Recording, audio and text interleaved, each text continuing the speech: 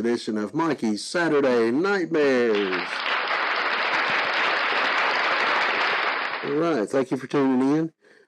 Like I said in my last video, this is going to be my pick for Halloween. This is the Halloween video that I wanted to put out, but didn't get a chance to. So, we're going to put it out today. Now, this is a film that deserves to be talked about a lot more than what it is. It is a cult classic and has been for a long, long time. But it kind of faded off and nobody ever talks about it anymore. There's not a lot of YouTubers reacting to it or even watching it anymore. So I thought it was a good idea to pick this one. So, the film we're going to talk about today came out on October 24th of 1986. And it was directed by a fellow by the name of Charles Martin Smith. Now, Charles Martin Smith did a lot of Disney movies and things of that nature. But I think this was his directorial debut or one of his first films at the most. So he had directed such films as Boris and Natasha. He directed Air Bud. And in 2019, he directed a film called A Dog's Way Home. Now, I have only seen Boris and Natasha. And to me, it left a lot to be desired. It was an okay film, but it still left a lot to be desired. Alright, so the film we're going to talk about today is called Trick or Treat. And like I said, this is the 86 version. This is not the one that came out later on, the anthology series. This is different. And this film starred Mark Price, who played the character of Eddie Weinbauer. And he also played in such films as The Zoo Gang, Combat High, and one called Class Cruise. Now, I think Class Cruise was a made-for-TV film, I do believe. They were all comedies, teenagers, coming-of-age type stuff. And I have seen none of those. I have actually seen none of those films, so I don't know if they were any good or not. If you've seen those films, leave a comment down in the comment section below and let me know if they were any good. The film also stars Lisa Okolani, who played the character of Leslie Graham, and she's also played in such films as Paper Dolls, Born to Ride. Now, that was the film with John Stamos. And she also played in a film called Shining Through. And again, I think the only one I've seen out of those three was Born to Ride. And it was an okay film. It was an alright film. And the film stars Doug Savant, who plays the character of Tim Haney. And he's also played in such films as Teen Wolf, Maniac Cop 3, Badge of Silence. And he has an uncredited role for the film The One with Jet Li and Jason Statham, which was a great film, by the way. A fantastic film. All three of those films are good. I think Maniac Cop 3 was an okay sequel. Wasn't as good as the first two, but it was okay. But Teen Wolf and The One, great films. And the plot for this film is a bullied teenage boy is devastated after the death of his heavy metal idol, Sammy Kerr. But as Halloween night approaches, he discovers that he may be the only one who can stop Sammy from making a satanic comeback from beyond the grave. Alright, with that being said, let's go ahead and check out the trailer for Trick or Treat. Here we go. Up, sleepyhead. It's party time! Rock and roll will never die. At least not this Halloween.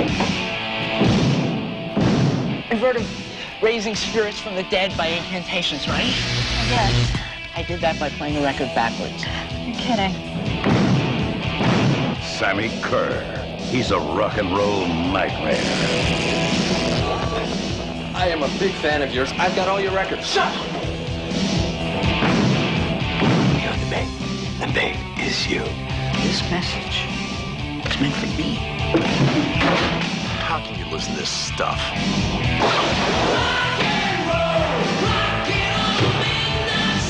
Shut it off!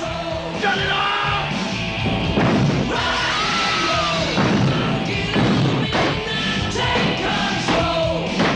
What have you done to your stereo? I wanted a new one. Sammy Kerr. His fans won't let him die. He won't let them live. You should be loyal to your hero. Make it turn on you.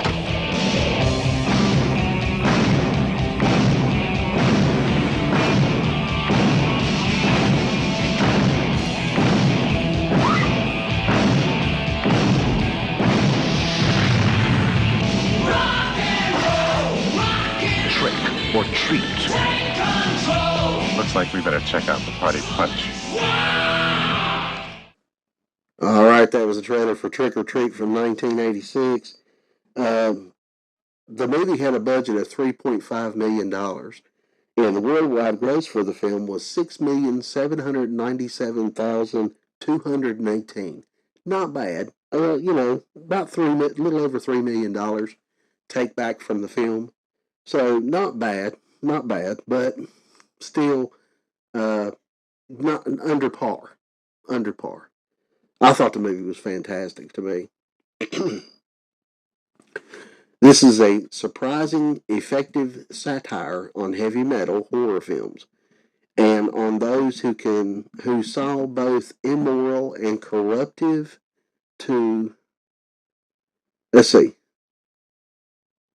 A surprising, effective satire on heavy metal horror films, and on those who saw both immoral and corruptive to American society. Charles Martin Smith, an accomplished actor before turning director, gets very good performances from the cast, notably from Mark Price, who played the character of Eddie, and Lisa, who played Leslie as his girlfriend. In Smith's directorial debut, he shows an attractive visual style and a sure hand for both humor and horror. This film, I guess you could say this film could be considered as comedy horror, but to me it leaned toward more the horror side than it did the comedy, but there were still comedy bits in there. The movie is a true gem that deserves more recognition than what it got. It's not just another horror slasher film. It touches on many different elements like bullying, rejection, idolizing pop stars, and more. Excuse me.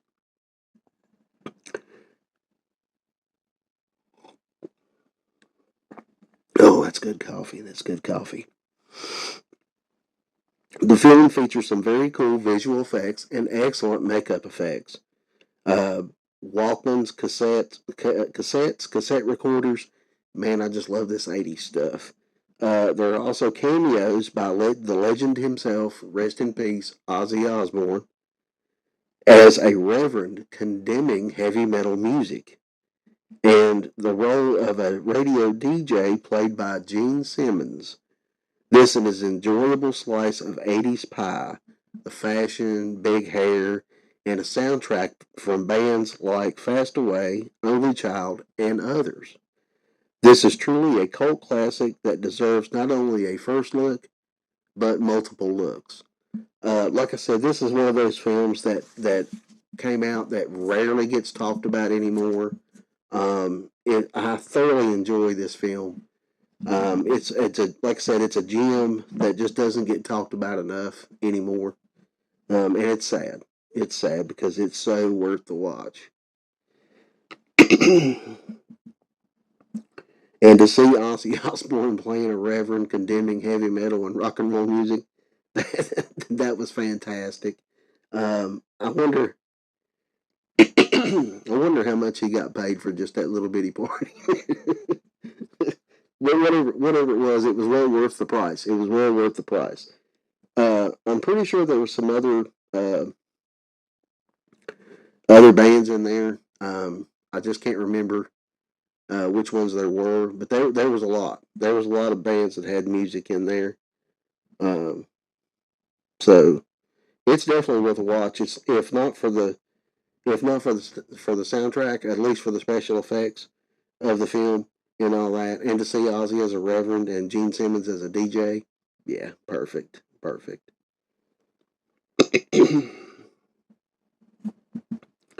I thoroughly hate the fact that this movie just doesn't get talked about enough.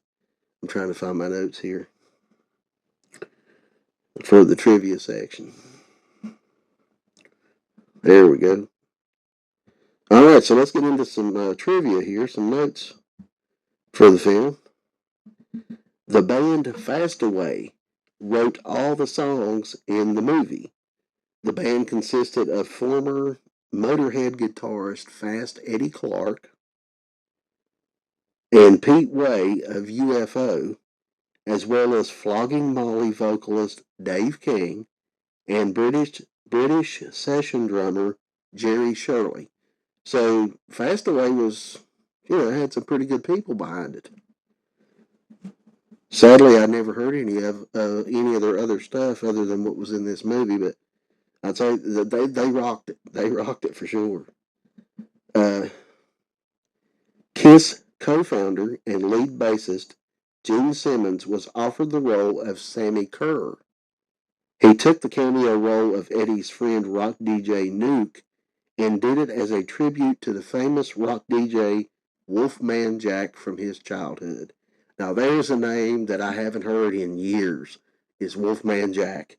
Wolfman Jack was one of my favorite DJs on the radio back in the day. He oozed charisma, you know. He had his own presence. He's one of those guys that could walk in a room and just light it up like nobody else. He was fantastic. Wasp frontman Blackie Lawless confirmed he was offered the role of Sammy Kerr, but declined because he didn't like the script. Okay, so you had two big rock stars right there that turned down the role of Sammy Kerr, Gene Simmons and Blackie Lawless. So, and I mean, I understand why Gene Simmons turned it down because he wanted to pay homage to Wolfman Jack. That's understandable. But Blackie Lawless, I mean, I don't know what he didn't like about it, but I thought it was a decent script myself. I enjoyed it. The title of Sammy Kerr's album, Songs in the Key of Death, is a parody of the Stevie Wonder album, Songs in the Key of Life. Wow, I didn't even know that. That's pretty cool. That's pretty cool. I didn't know that.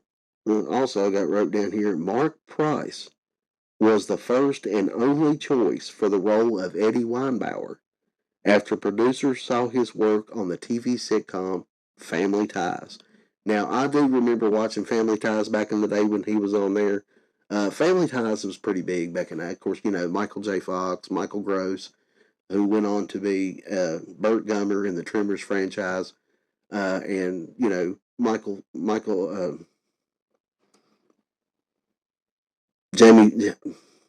Michael J. Fox, with the Back to the Future franchises and a slew of great films that he put out.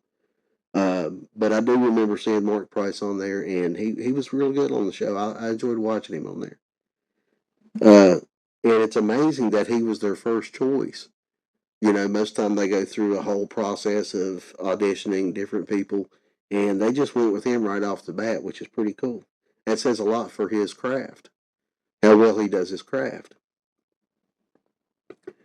The film's original director was Penelope Spheres. I think I'm saying that correctly. But she dropped out during pre-production due to creative differences with the studio. So then I guess they just threw Charles Martin in there and said have at it, and he did a great job. He did a really good job. For the film's rock soundtrack, the producers wanted AC/DC to do the songs for the film, but were unavailable due to recording the music for Maximum Overdrive, which was released on July of 1986. Maximum Overdrive is another fantastic film. Uh, I love that movie for its campiness and the fact that the one truck that they show in that film with the Green Goblin on it is freaking awesome. Freaking awesome. So if you haven't seen that one, you need to go check that one out too. That was a good film. Let's see. The film's Wilmington, North Carolina locale was incorporated into the script since the director wanted the film to be authentic Americana, as the scenes in the high school were shot on location in a real high school. That's pretty cool. That was pretty cool for Wilmington. Um, I don't know if they want to be known for that movie being filmed there, but I don't see why they wouldn't. Because, like I said, it's a fantastic film, and I enjoy it. The film had a very quick post-production period to meet the October 1986 release date after filming had wrapped in June of only 3 months. So they wrapped up filming in June, and then they only had 3 months to get post-production taken care of before the release date, which is pretty cool that they were able to do that.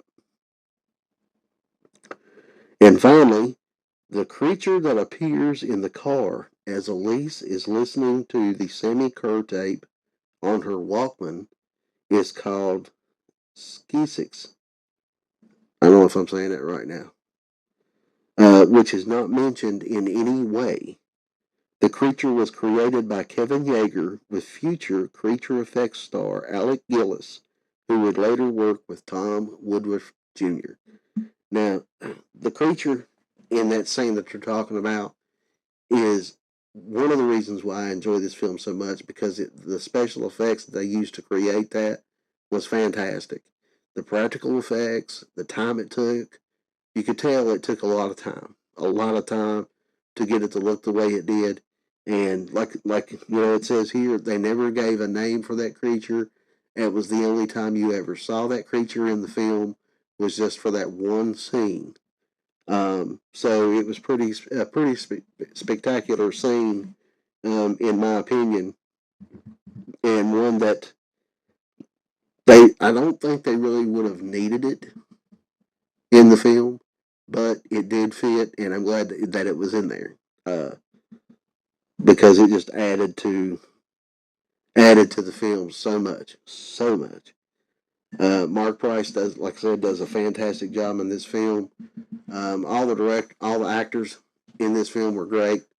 I didn't realize that the Doug Savant was in this film until I started doing the background of it, because he looks so different from the way he looks in his other films.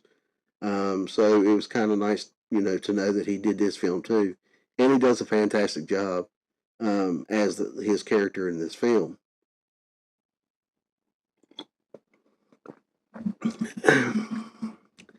Like I said at the start of the video, this is truly one of those cult classics that just never gets discussed anymore and deserves a lot of recognition for what it is. And like I said, it's more than just a horror film or a horror comedy. It has a lot of undertones, like I mentioned, such as, idolizing your elders and bullying and rejection and high class and low class. I mean, it has a lot of subplots in there, or subtopics in there. Too many to actually list. But it is a decent watch. It's a great film. It's a nice little spin on 80s heavy metal, uh, 80s metal horror, and the effect that it had on society. To make a movie about a song style, which there had been a lot made before then, but to come out around that time period and totally just blast people's minds and blow their minds away with this type of music it was a phenomenon. It was a phenomenon that carries on still today. There's still heavy metal bands out there rocking it, and I enjoy every minute of it because it's always been one of my favorite song genres. I like all different types of genres of music, But heavy metal has always been one that I kind of turn back to when I want to listen to something, that I haven't heard in a while. Heavy metal, you know, Metallica, Anthrax, Motorhead, all these other bands. I listen to all of it. So if you haven't seen this film, definitely give this film a watch. It deserves it. It's pretty much, to me, it's pretty much required to be a fan of the horror genre to watch this film, to have seen it at least once. I thoroughly enjoy it, so I still watch it to this day. I find it really, really good and really entertaining. And I'm sure you will too, if you give it a watch. All right. So, with that being said, we're going to end the video here. Like I said in the community tab and on my Facebook page, uh, going forward, videos will be out on Wednesday and Saturday, and we're going to kind of keep on track with that. Like I said, if anything changes or anything comes up that I have to go away, like I did last week, I will post notices on the Facebook page and on the YouTube community page to keep you guys in touch. And I will see you guys on Wednesday for Classic Movie Buffet Theater. Until then, have a good one and be safe. Bye bye.